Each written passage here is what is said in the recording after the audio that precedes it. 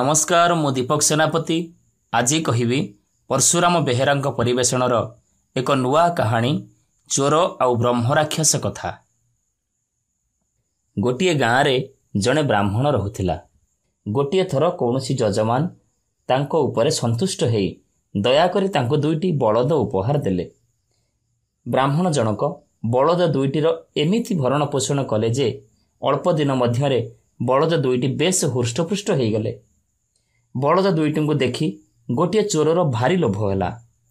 बलद दुईटी को चोरी करी नहीं जिबाकू से चिंता कला।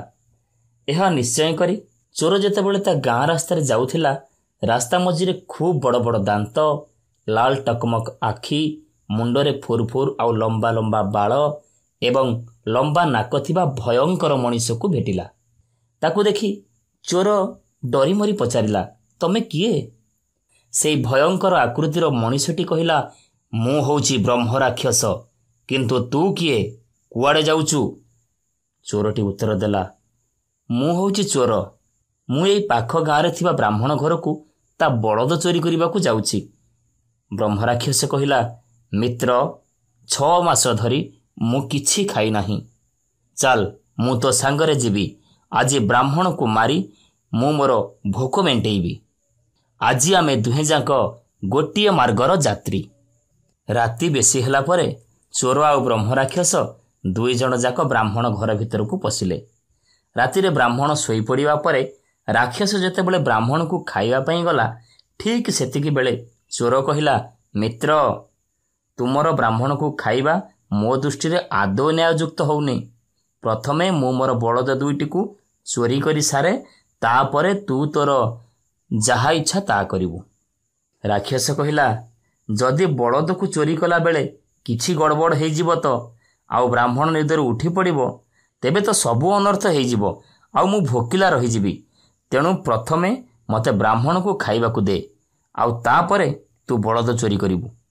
चोर उत्तर देला, जदि ब्राह्मण कौनसी मते तो हाबुड़रू रक्षा पाईगला, तेबे मु आउ बलद चोरी करि पारिबि नाही।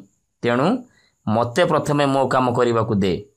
चोर एवं ब्रह्मराक्षस दुहे एमिति कथबार्ता हेला बेलकू सेमानक पाटिरे ब्राह्मणर निद भांगीगला। ब्राह्मण निदरू उठी पड़िबा देखि चोर ब्राह्मण को कहिला, हे ब्राह्मण, ये राक्षस तोर जीवन नबाकू बसिथिला, किंतु मु ता हातरू तते आज रक्षा करदेली। राक्षस कहिला, हे ब्राह्मण, ये चोर तो बलद दुईटी को चोरी करिबाकू आसीथिला, किंतु मु तोर बलद चोरी करिबाकू देलिनी। ए कथा देखि ब्राह्मण सबु अनुमान करि पारिला, आउ संगे संगे कमंडलरू जल मंत्र करी कहिला, ए शीघ्र एठू जीवन नहीं पळै जाओ, ता नहले मु तुमको अभिशाप देई भस्म कर देबी। ए कथा सुनी ब्रह्मराक्षस आउ चोर दुई जण जाक कुआडे गले जे तांको पत्ता भी मिललानी। एमिति भाबरे निज निज भितरे कଳି खोजिया लागिले केही केबे सफल हेई पारंतिनी, सबु बेले फळ घर सुन।